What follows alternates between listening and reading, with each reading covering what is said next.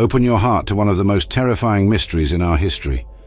On August 19, 2013, a day that started like any other for the teenagers, Dennis, age 16, Danielle and Raisa, both 15, Naylor Henrique, 18, and Eduarda, 16, all sharing the same grade in the first year of high school at José Bonifacio State School, located in the peaceful city of Aparecida de Goiânia, in the interior of the state of Goiás.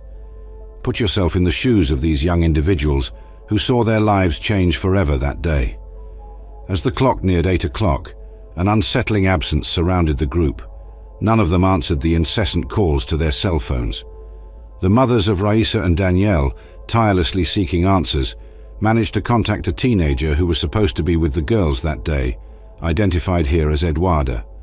However, Eduarda claimed to have no knowledge of the whereabouts of her friends, information that generated growing suspicion among the concerned mothers. Suddenly, Eduarda also ceased all forms of communication, further deepening the mystery surrounding the disappearances. In this video, we will delve into the shocking twists that marked this tragedy. Why were these young people targeted by such a cruel fate? What could have happened on that fateful day? Get ready to uncover dark secrets and follow an investigation that shocked an entire community. Welcome to the Criminal Chronicles channel. If you're fascinated by inexplicable mysteries and intriguing challenges, this is the right place for you. Welcome to another video filled with sinister enigmas and stories that will captivate your attention from start to finish. If you love unraveling intriguing cases and diving into mysterious narratives, don't waste any time and join us right now. Subscribe to the channel and activate notifications so you won't miss any details of the mysteries we'll explore together from now on. And of course, if you can give that thumbs up right at the beginning of the video, know that it makes all the difference so I can continue to bring engaging content to you. Let's dive headfirst into another intriguing journey. Here we go. On the 19th of August, 2013, a day that started like any other for the teenagers, Dennis at 16 years old, Danielle and Raisa, both 15, Naylor Henrique at 18, and Eduarda at 16, all sharing the same period in their first year of high school at José Bonifacio State School, located in the tranquil city of Aparecida de Goiânia, in the interior of the state of Goiás. The clock was nearing 8 o'clock, and an unsettling absence surrounded the group. None of them were answering the incessant calls from their cell phones. The mothers of Raisa and Danielle, relentless in their search for answers, managed to contact a teenager who was supposed to be with the girls that day, identified here as Eduarda. However, Eduarda claimed to have no knowledge of the whereabouts of her friends, information that generated growing suspicion among the concerned mothers. Suddenly, Eduarda also ceased all forms of communication, further deepening the mystery surrounding the disappearances. As the anguish grew and the silence persisted, the mothers of the teenagers didn't hesitate to go to the local police station to officially report their children missing. However, on that fateful day, a body was discovered in the Serra das Areias Environmental Park, a vast preservation area located approximately 7 kilometers away from the school. The victim, identified as Denis Pereira dos Santos, 15 years old, had a wound on the back of his neck, indicative of a gunshot. However, no traces of the other young people were found in the vicinity. This discovery naturally heightened the family's concerns, leaving the civil police with a strong suspicion that the other young people had also lost their lives. During the investigations, it emerged that the teenager Eduarda, whose real name was not disclosed due to her age, was in a romantic relationship with an individual with a criminal history, Taigo Santana, 18 years old, with records of robbery and murder in his past. 7 long days later, on the 26th of August, at approximately 6 o'clock in the evening, an anonymous call sent a shiver down the spine of the civil police when it reported the discovery of 3 more bodies in the dense vegetation of the Mata in the Serra das Areias Environmental Park. The bodies bore gunshot wounds, were charred, and in an advanced state of decomposition.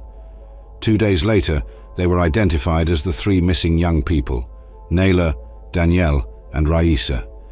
The detective in charge of the case initially faced difficulties in establishing whether the bodies were deliberately set on fire, as the Serra das Areias had suffered 2 fires between the 19th and 26th of August. The deaths could have occurred before the fire, with the bodies subsequently consumed by the flames. Another theory suggested that the perpetrator of the crimes had intentionally set fire to the bodies, resulting in the fire that swept through the forest. However, a question remained, as Eduarda, the 16-year-old girl, was still missing. In her statement to the civil police, she claimed to have contacted her parents, stating that she was in Piracanjuba, in the southern part of the state of Goiás. Authorities continued the search for Eduarda, recognizing her as a crucial piece in solving this terrifying puzzle. Relatives and friends of the 4 brutally murdered young people expressed bewilderment, as there was no indication of violent behavior or involvement with drugs on the part of the victims. No one could understand the motives that would have led someone to commit such a heinous act. Finally, on the 31st of August, 11 days after the disappearance of the young people, the 5th teenager was found alive by the military police, hiding at the home of her boyfriend Taigo's aunt. During the interrogation, she claimed to have felt threatened by him and recounted a horrifying version of events. According to her testimony, the perpetrator of the 4 homicides was Taigo, driven by jealousy. As per the teenager's narrative, the tragedy began after she posted a photograph with Naylor on a social network, which triggered Taigo's anger. He confronted her, claiming that criminals cannot be betrayed. After this statement, violence erupted, making Taigo the prime suspect in a joint operation by the civil police and the tactical police force. On a hot September afternoon, 2 accomplices were apprehended at the remote residence in Aparecida de Goiânia, located on the outskirts of the city. They engaged the police in a fierce shootout, wielding a .45 caliber pistol and a .38 caliber revolver, the same cruel weapons that had been used to take the lives of innocent young people during the previous shootout. Alison, a 19-year-old, one of the criminals accompanying Taigo, suffered a gunshot wound to the leg, but all 3 suspects were ultimately captured alive. Each of them already had a significant history with the police and had been at some point interned at the Juvenile Detention Center in Goiânia. Investigators traced the beginning of this nightmare 3 days before the tragic disappearance of the young people in August of 2013. On that night, Neela exchanged messages with Eduarda on Facebook, triggering a fierce reaction from her boyfriend. The inflamed words uttered by her boyfriend created an atmosphere of intense fear in Neela, who tried to keep her distance.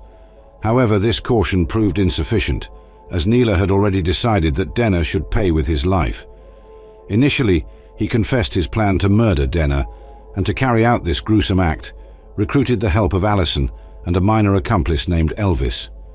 Over time, he also implicated his girlfriend Eduarda as the alleged mastermind behind the 4 murders. On a hot August morning, Elvis, Taigo and Eduarda made their way to Raisa's residence, forcing her to reveal Neela's whereabouts. Danielle was with her, and both were coerced into the car driven by Taigo. When they arrived at the location, they found Neela and Dennis, who were also forced into the car. Together, they headed to the Serra das Areias park. As soon as they arrived at the isolated spot, Neela, Raisa and Danielle were forced to lie on the ground and were executed with fatal shots to the head as they pleaded desperately for their lives. Dennis was taken by car and murdered in a slightly more remote location. After killing Dennis, Alison and Elvis returned to the site where the first 3 victims were killed and set their bodies on fire in an attempt to obliterate any evidence. Eduarda claimed she was also a victim, and all the while feared for her own life at the hands of her boyfriend. However, the police doubted her story and questioned her relentlessly to uncover her real involvement in the case. Eventually, Eduarda admitted to shooting the last victim, Dennis, claiming she did it under threat, as he had placed the gun in her hands and threatened her with death if she refused. Taigo Henrique Santana faced a jury trial in April of 2019, charged with 4 counts of first-degree murder, as well as corpse concealment and corruption of minors. Judge Leonardo Curado Fleury Diaz presided over the trial, and the witness list was kept confidential. Despite Taigo's initial confession, his defense argued that the young man was innocent and that the case was related to drug trafficking. According to his lawyer, Taigo did not participate in the crimes and was coerced by Alison to be present at the scene to collect a drug debt. The lawyer claimed that Taigo worked for Alison and feared for his own life. In court, Tygo vehemently denied all charges, stating, "Everything I said previously was under Alison's coercion, who threatened my family and my life if I didn't confess." However, his absurd narrative did not convince the jury. After nearly 10 hours of trial, Tygo was sentenced to 63 years in prison for the 4 murders, even though he had already spent 6 years behind bars awaiting trial. However, he was acquitted of the charges of corpse concealment and corruption of minors. Alison and Elvis, on the other hand, did not have the opportunity to stand trial as they were murdered during the judicial process.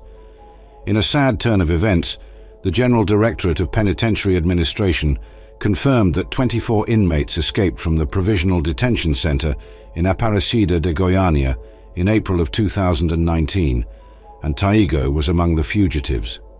To this day, his whereabouts remain a mystery, and he may have met his final fate alongside his accomplices, or escaped to another region of the country, or even abroad.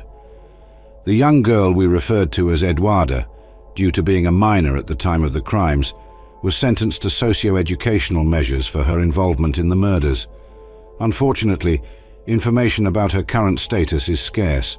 It's likely that she has been released after serving her sentence since, according to the Child and Adolescent Statute, the detention of minors cannot exceed 3 years. And thus, we conclude another fascinating dive into the shadows of the world of crimes and mysteries. If you've been intrigued by the twists, puzzles, and engaging narratives we've explored here on the Criminal Chronicles channel, don't miss the chance to join us on this ongoing journey. Subscribe to the channel right now so you won't miss any electrifying episodes coming up. Each case, every detail meticulously investigated, relies on your support to continue happening. Leave your like because that's what motivates us to keep bringing you quality content and meticulous investigations. Comments are also essential. Share your theories, opinions, and ideas. Your participation makes this community even richer and full of energy to unravel the greatest criminal mysteries. Remember, producing videos as engaging as this is a challenge, but with your support, we can continue to explore the stories that stir our investigative instincts. So don't waste any more time. If you're not already part of this passionate community of mysteries and intriguing crimes, click the subscribe button, activate notifications, and leave your mark in the comments and likes. Together, we will uncover the most complex secrets of the criminal underworld. Until the next video, detectives.